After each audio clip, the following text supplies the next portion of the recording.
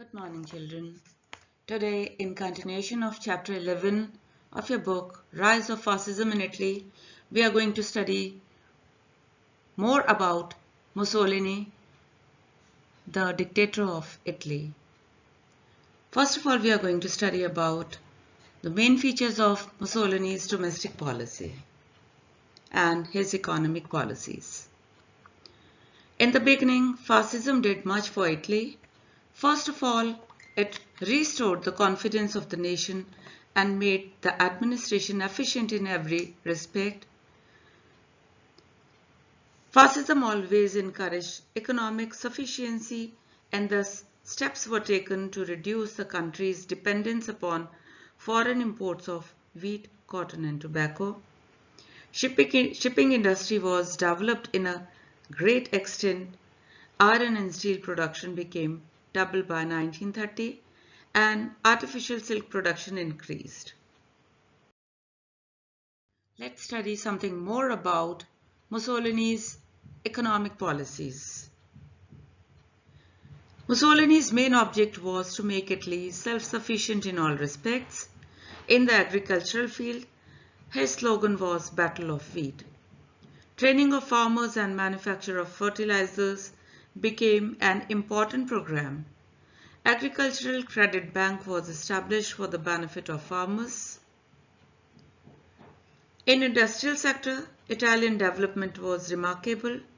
Particularly, Italy enjoyed leading position in the manufacture of cars.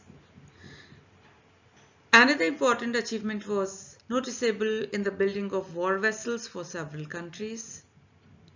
The government also took up program of public works, which included building of roads, bridges, railways, stations, school, new towns and electrification of main railway lines just to reduce unemployment in the country. Now let's study about Mussolini's domestic policies. Gradually, Mussolini developed Italian government and society along the fascist lines. After the elections of 1924, the fascists and their supporters got 404 seats in the parliament and now directed Italian government and society along the fascist line. The first policy was to make the state supreme and destroy all opposition completely. The opponents were either exiled or murdered. Mussolini then introduced some changes in the Italian constitution to make himself the supreme authority. Henceforth, the Prime Minister was made responsible only to the King, not to the Parliament. The Prime Minister would henceforth rule by decree and new laws, not to be discussed in the Parliament. Parliament thus lost all its importance and became merely an advisory council of Mussolini. The Prime Minister, but in fact the dictator, Mussolini. After consolidating his position, Mussolini introduced changes in local governments to suit his own purpose. Thus all elected town councils and mayors were abolished and officials were appointed directly from Rome.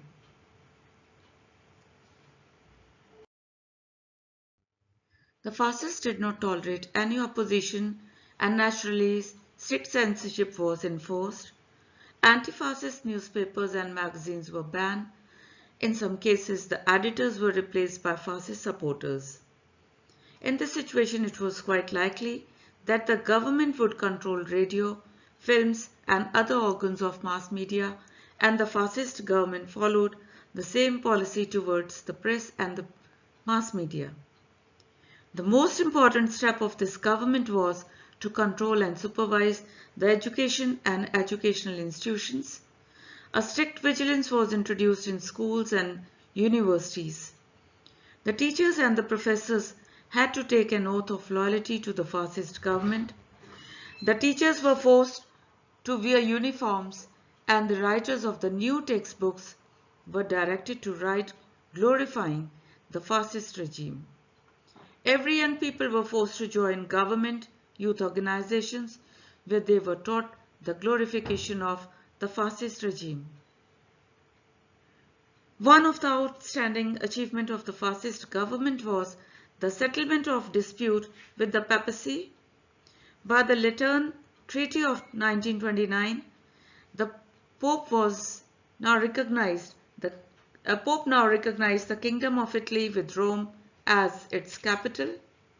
On the other hand, the fascist government recognized the Vatican City as a sovereign state, paid the Pope a large sum of money as compensation for the loss of his temporal possessions, accepted Catholicism as official state religion, and made religious instructions compulsory in all schools. Under the fascist regime, Italy came to occupy a commanding position in Europe. All these advantages were secured at the cost of political liberty because the fascist rule was autocratic, in which there was no room for political liberty. At the end of this chapter, I have assigned you some questions to write the answers in your notebook. Till your next class, take care. Goodbye, children.